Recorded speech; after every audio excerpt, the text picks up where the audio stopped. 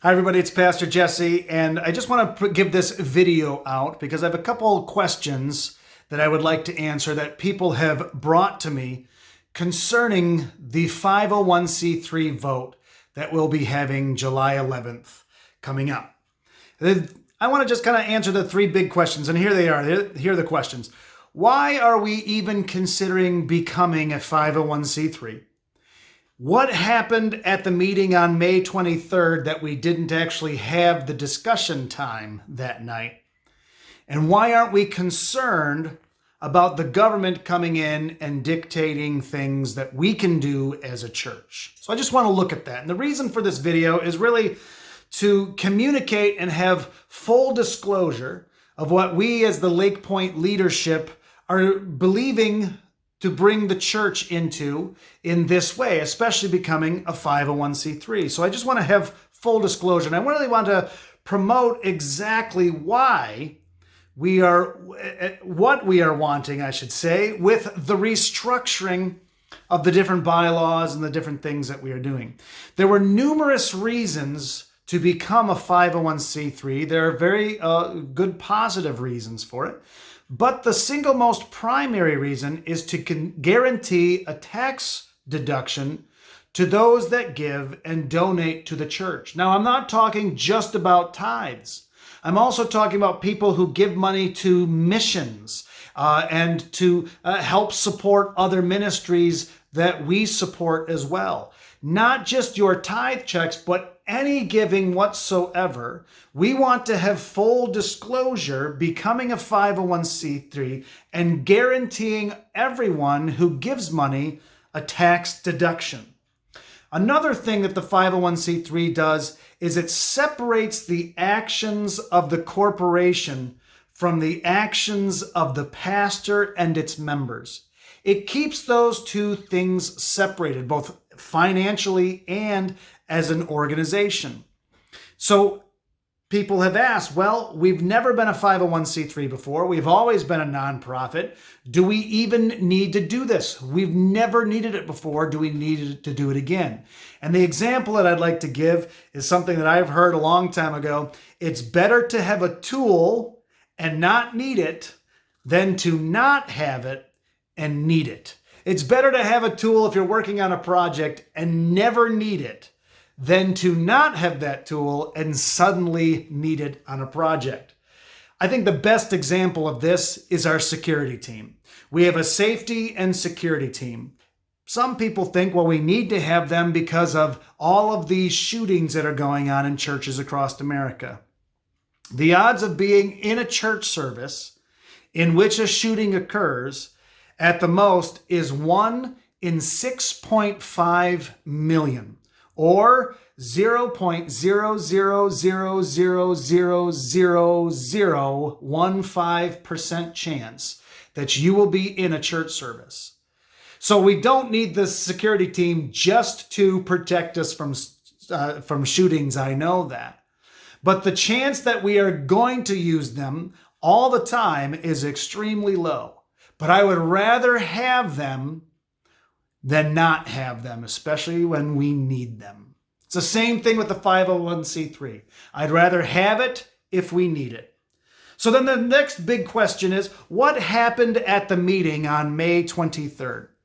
The leadership team accidentally overlooked a bylaw that says that we have to have a 30-day written notice to all of the members before we can actually hold a meeting and have discussion and question and answer.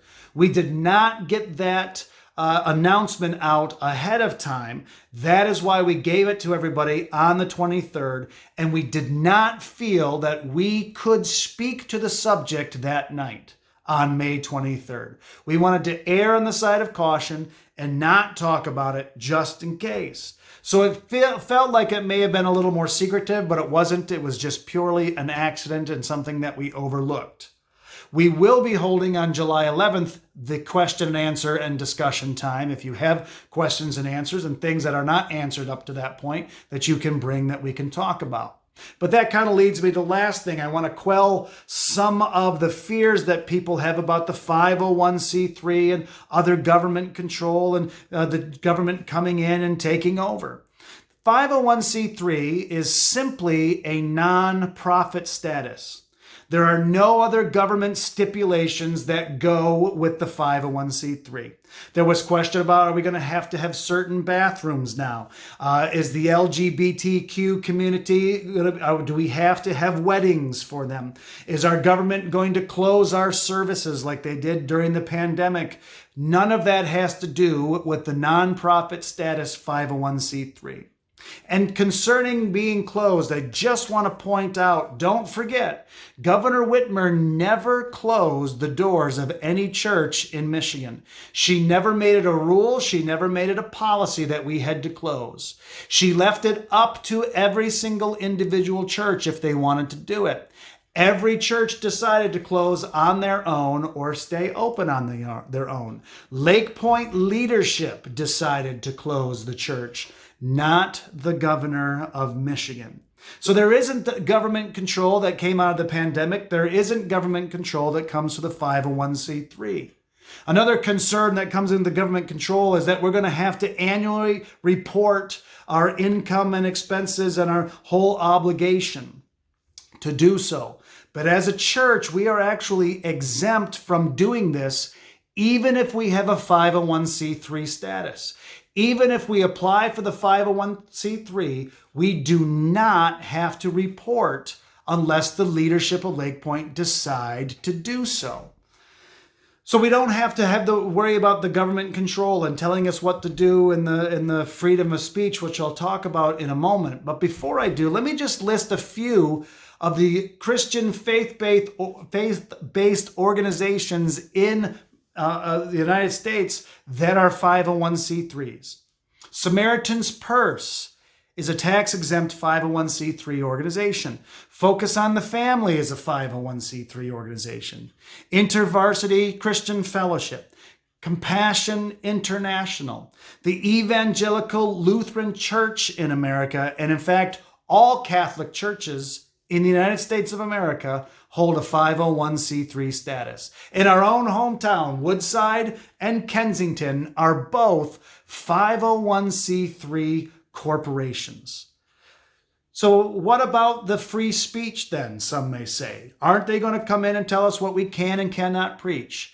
The only thing we will not be able to preach from the pulpit, we will not be able to support or oppose legislation, and we will not be able to financially support or endorse any political candidate verbally or in writing.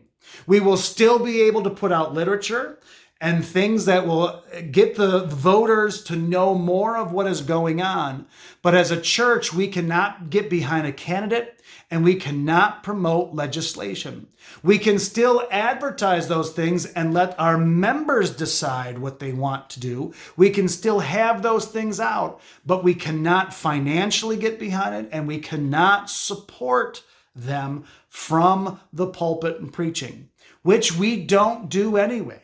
We already don't do these things. There will not be a difference if we become a 501c3. I'm hoping that this answered some of the questions that you may have. You may have more, and if you do, please feel free to email those to me at jholt@lakepointcc.org, and I will get those to our team and we'll try to answer them. Or you can ask anybody from the leadership team any questions that you may have about that. Also attached to this video in the description part, you will see links, different links that I have attached here that you can read and have more information concerning what we want to do by becoming a 501c3. As always, I thank you for your support and for your prayer as we go through and moving through all these different things that we're doing as leadership. It's a very strange time in which we're doing it, but it's a good time for us and moving forward into what God has for us. Thank you, and I hope to talk to you soon. Be blessed.